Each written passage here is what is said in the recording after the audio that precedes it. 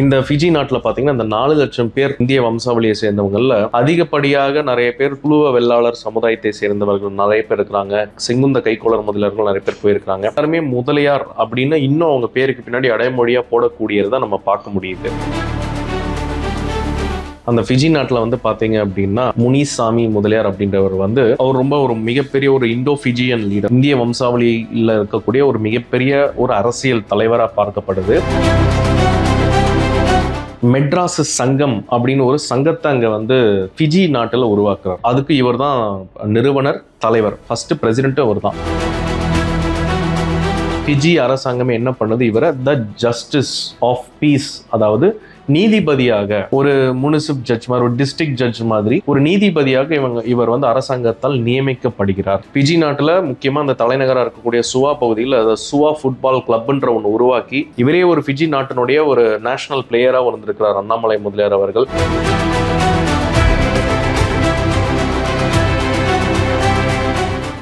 வணக்கம், எல்லாரும் எப்படி இருக்கீங்க? எனக்கு ஒரு ரீசெண்டாக ஒரு வாரத்துக்கு முன்னாடி என்னோட social media profiles Facebook and இன்ஸ்டாகிராமில் வந்து 2-3 மெசேஜ் வந்திருந்தது. அண்ட் ஆல்சோ என்னோட இமெயிலுக்கும் மெசேஜ் வந்திருந்தது. சார், நான் வந்து சுரேஷ் முதலியார், நான் வந்து ஃபிஜி கண்ட்ரிலிருந்து நான் பேசுகிறேன், உங்ககிட்ட சில விஷயம் பேசணும், உங்கள் ஃபோன் நம்பர் கொடுங்க அப்படின்னு சொல்லி கேட்டாங்க. ஸோ நான் கொடுத்தேன். அதுக்கப்புறம் நானும் மிஸ்டர் சுரேஷ் முதலியார் அப்படின்றவரும் ஒரு கிட்டத்தட்ட ஒரு மணி நேரம் பேசினதுக்கு அப்புறம் தான் எனக்கு ரொம்ப ஒரு சர்ப்ரைசிங்கான ஒரு தகவல் விஷயம் கிடைச்சது. இந்த த ரிபப்ளிக் ஆஃப் ஃபிஜி நாட்டினுடைய பத்தி, அதை பத்தி உங்க கூட ஷேர் பண்ணிக்கணுன்றதுக்காக தான் இன்னைக்கு ஒரு விஷயம் என்னன்னா, த ரிபப்ளிக் ஆஃப் ஃபிஜி இந்த நாடு வந்து சவுத் பசிபிக் ஓஷன்ல இருக்கக்கூடிய நியூசிலாந்து நாட்டுக்கு பக்கத்துல இருக்கக்கூடிய ஒரு 300 தீவுகள், 300 ஐலாண்ட் இதை சேர்ந்த ஒரு தீவு, ஒரு நாடு தான் த ரிபப்ளிக் ஆஃப் ஃபிஜி. இதுல வந்து ஒரு 330 தீவுகள் இருக்கு, ஐலாண்ட் இருக்கு. இதுல ஒரு 110 ஐலாண்ட்ல மட்டும் மக்கள் வசிக்கிறாங்க. இந்த த ரிபப்ளிக் ஆஃப் ஃபிஜி அப்படின்றது வந்து பாத்தீங்க அப்படின்னா இது வந்து பிரிட்டிஷ்னுடைய காலனி ஆதிக்கத்துக்கு கீழே இருந்தது. இந்த நாடு வந்து 1970 பிரிட்டிஷ் அரசாங்கத்துக்கிட்ட இருந்து விடுதலை பெற்று, இந்த தீவு இந்த மொத்த கண்ட்ரிலையுமே பார்த்தீங்கன்னா மொத்தமாக ஒரு 10 லட்சம் மக்கள், அதாவது 9,70,000 அந்த மாதிரி ஒரு 10 லட்சம் பேர் மக்கள் தொகை டோட்டலாக இருக்கிறாங்க. இதில் வந்து கிட்டத்தட்ட ஒரு 40% மக்கள், அதாவது ஒரு 4 லட்சம் பேர் கிட்ட இருக்கிறவங்கள வந்து என்ன சொல்லுவாங்கன்னா இண்டோ ஃபிஜியன் அப்படின்வாங்க. அதாவது இந்திய வம்சாவளி, இந்தியாவை பூர்வீகமாக கொண்ட மக்கள் வசிக்கக்கூடியவங்க ஒரு 4 லட்சம் பேர் கிட்ட இருக்கிறாங்க.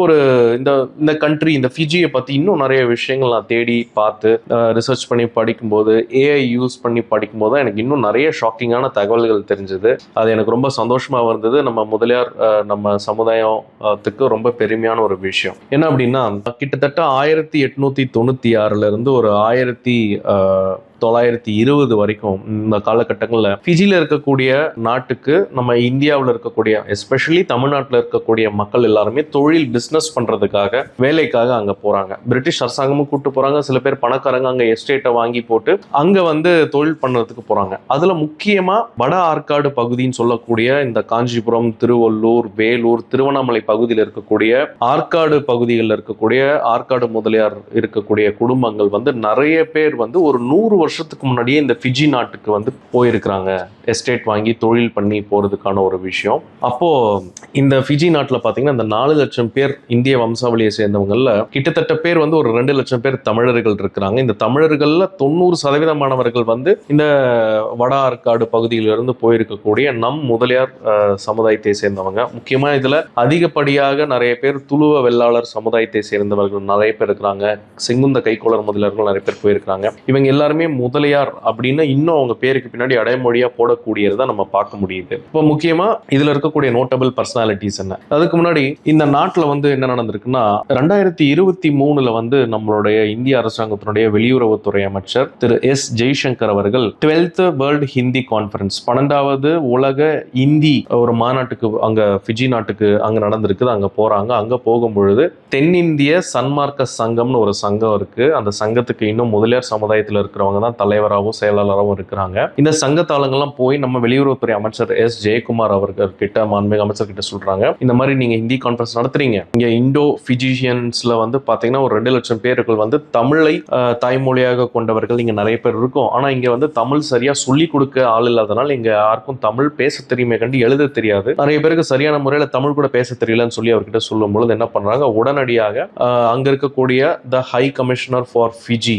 இந்தியன் ஹை கமிஷனர் அந்த நாட்டுக்கு இருக்கக்கூடிய வெளிநாட்டு தூதரை வந்து அவர்கிட்ட அணுகி இப்போ 2024 இந்தியா காசு கொடுத்து 2 தமிழ் ஆசிரியர்களை தமிழ்நாட்டில இருந்து ஃபிஜி நாட்டுக்கு அனுப்பிச்சு அங்க தமிழ் சொல்லி கொடுக்குறாங்கன்றது வந்து மிக பெருமையான விஷயம் நம் தமிழர்களுக்கு. முக்கியமா அந்த ஃபிஜி நாட்டுல வந்து பாத்தீங்க அப்படின்னா முனிசாமி முதலியார் அப்படின்றவர் வந்து அவர் ரொம்ப ஒரு மிகப்பெரிய ஒரு இண்டோ ஃபிஜியன் லீடர், இந்திய வம்சாவளியில் இருக்கக்கூடிய ஒரு மிகப்பெரிய ஒரு அரசியல் தலைவராக பார்க்கப்படுது.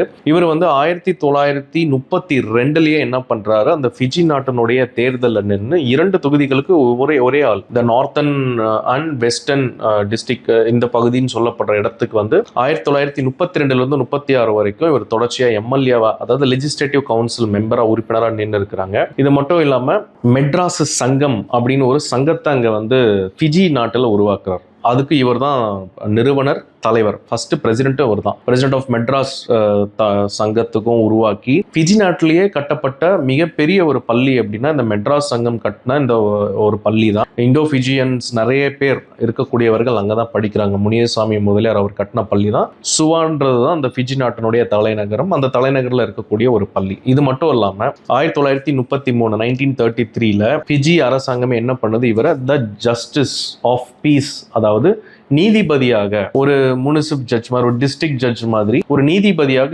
இவர் வந்து அரசாங்கத்தால் நியமிக்கப்பட்டு அங்க இருக்கக்கூடிய நம் தமிழர்களுக்கும் இந்திய வம்சாவளியை சேர்ந்தவர்களுக்கும் மிகப்பெரிய ஒரு சேவை செஞ்ச ஒரு மிக முக்கிய அரசியல் தலைவர் இவர். மெட்ராஸ் சங்கத்துக்கும் தலைவர், நீதிபதியாக இருந்திருக்கிறார், மக்களுடைய ஒரு பிரதிநிதியாக தேர்ந்தெடுக்கப்பட்டிருக்கிறார். அது மட்டும் இல்லாம மிகப்பெரிய பள்ளியை கட்டின பெருமையும் இவருக்கு தான் இருக்குது. இதே மாதிரி இன்னொரு முக்கியமான நம்ம முதலியார்ல இருக்கக்கூடியவர் யாருன்னா அண்ணாமலை முதலியார் அப்படின்றவர். அண்ணாமலை முதலியார் அப்படின்றவரை வந்து பாத்தீங்கன்னா இந்த ஃபிஜி நாட்டுல அதிகப்படியான இந்த கால்பந்து விளையாட்டு வந்து ரொம்ப ஃபேமஸ். ஃபிஜி நாட்டுல முக்கியமா அந்த தலைநகராக இருக்கக்கூடிய சுவா பகுதியில் சுவா ஃபுட்பால் கிளப்ன்ற ஒன்று உருவாக்கி இவரே ஒரு ஃபிஜி நாட்டினுடைய ஒரு நேஷனல் பிளேயரா இருந்திருக்கிறார் அண்ணாமலை முதலியார் அவர்கள். இந்த வேர்ல்டு கப் குவாலிஃபைங் எல்லா போட்டிகளிலுமே பங்கேற்றிருக்கிறாங்க. ஃபிஜி நாட்டுல ஒரு ஃபுட்பால் கிளப் உருவாக்கி ஒரு நேஷனல் பிளேயரா இருந்தது மட்டும் இல்லாம ஃபிஜி நேஷனல் ஃபுட்பால் செலக்டர் கால்பந்தினுடைய தேர்வாணையத்திலுமே தலைவராக இருந்திருக்கக்கூடியவர் தான் அண்ணாமலை முதலியார் அவர்கள். இவர் அந்த நாட்டினுடைய இந்த கால்பந்து விளையாட்டை வந்து வளர்க்கறதுக்கு இவர் பயங்கர ஒரு கான்ட்ரிபியூஷன்ஸ்னால Fiji football association legends club அப்படின்னு ஒரு கிளப்ல இவர் முக்கிய ஒரு பொறுப்பு கொடுத்து இன்னும் இருக்கிறாங்க. அதே போல கிருஷ்ண முதலியார்ன்றவர் வந்து ஒரு ஃபுட்பால் விளையாட தெரிஞ்சாலும் கூட இவர் வந்து ஒரு மேட்ச் ரெஃபரி, ஃபுட்பாலோட ஒரு ரெஃபரி, இந்த எல்லோ கார்டு ரெட் கார்டு காமிப்பாங்க இல்லையா, அந்த மாதிரி அங்க அந்த ஃபிஜி நேஷனல் ரெஃபரியாகவே ஒரு பல ஆண்டு பணியாற்றி நிறைய ரெஃபரிகளை உருவாக்கக்கூடிய ஒரு பெருமையும் வந்து கிருஷ்ண முதலியாருக்கு இருக்கு. அதே போல இப்போ ரீசெண்டா ஒரு விஷயம் பார்த்தேன், கிருஷ்ணில் முதலியார் அப்படின்ற ஒரு யங் பாக்ஸர். அதனா இந்த ஃபிஜி நாட்டில் இருக்கக்கூடிய முதலியார் எல்லாருமே வந்து நிறைய இந்த விளையாட்டு போட்டிகள், பாக்ஸிங், ஃபுட்பால், இந்த மாதிரி விஷயத்துல நிறைய அவங்க கான்ட்ரிபியூஷன்ஸ் அந்த நாட்டுக்கு பண்ணியிருக்காங்க. கிருஷ்ணில் முதலியார் அப்படின்றவர் வந்து பாத்தீங்கன்னா ஃபிஜி நாட்டினுடைய ஃபெதர்லைட் சாம்பியன் டைட்டில் வாங்கியிருக்காரு குத்துச்சண்டை போட்டியில். அது மட்டும் இல்லாமல் முதல்ல ஜூனியர் ஃபெதர்லைட், சூப்பர் ஃபெதர்லைட், ஃபிஜியன் நேஷனல் ஃபெதர்லைட், இல்லாமல் ஆஸ்திரியன் அப்படின்ற ஆஸ்திரேலியா பக்கத்தில் இருக்கக்கூடிய ஆஸ்திரேலியன் நாட்டிலையுமே இந்த குத்துச்சண்டை போட்டியில் இந்த நாட்டுக்காக இன்னும் கிருஷ்ணல் முதலியார் அப்படின்னு நிறைய போட்டிகளெல்லாம் ஜெயிச்சிருக்கூடிய ஒரு மிகப்பெரிய பாக்ஸராக கருதப்படுது. இதே போல கைரிஷ் முதலியார், யாத்தீஷ் முதலியார்ன்றவங்க எல்லாருமே வந்து பார்த்தீங்கன்னா அந்த பாக்ஸிங்ல இருக்கக்கூடிய ஒரு மிகப்பெரிய லெஜெண்ட்ஸ் இந்த ஃபிஜி நாட்டில். மட்டும் இல்லாமல் ரணில் முதலியார் அப்படின்றவரை பற்றி நான் வந்து ஆன்லைனில் பார்த்தேன். ரணில் முதலியார்ன்றவர் வந்து பார்த்தீங்க அப்படின்னா அந்த chief executive of food processing limited, அந்த அரசாங்கத்துக்கும் ஆலோசனை சொல்லக்கூடிய ஒரு மிகப்பெரிய ஒரு இந்த ஃபிஷ், அந்த கடலை சுற்றி இருக்கு இல்லையா, இந்த ஃபிஷ் எல்லாம் ப்ராசஸ் பண்ணி எக்ஸ்போர்ட் பண்ணக்கூடிய ஒரு மிகப்பெரிய ஒரு பிஸ்னஸும் கவர்மெண்ட்டுக்கு ஒரு ஆலோசகராகவும் இருந்திருக்கிறாங்க ரணில் முதலியார் அப்படின்றவங்க. இந்த மாதிரி ஏகப்பட்ட முதலியார் பர்சனாலிட்டிஸ் நிறைய பேர் அங்கே இருக்கிறதாக சொன்னாங்க. அதை விட முக்கியமான விஷயம் இன்னும் வந்து அங்க பாத்தீங்கன்னா இந்த சுவா, டுவா, நாடி அப்படின்ற இந்த முக்கிய நகரங்கள்ல ஹிந்து டெம்பிள்ஸ், அதாவது நம்மளுடைய சிவசுப்பிரமணிய முருகன் கோயில் இருக்குது, மகா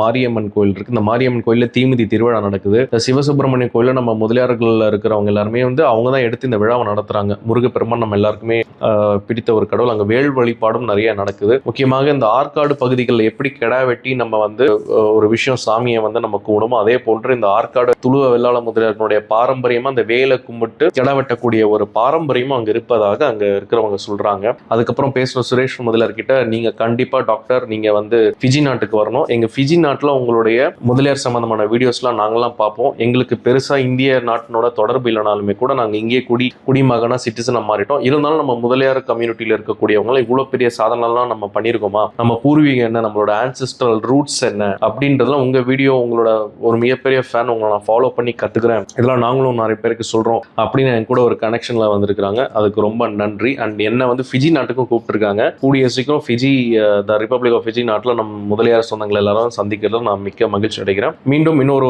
ஒரு நல்ல ஒரு இன்ட்ரெஸ்டிங்கான ஒரு விஷயத்தோட நான் உங்களை சந்திக்கிறேன். தேங்க்யூ.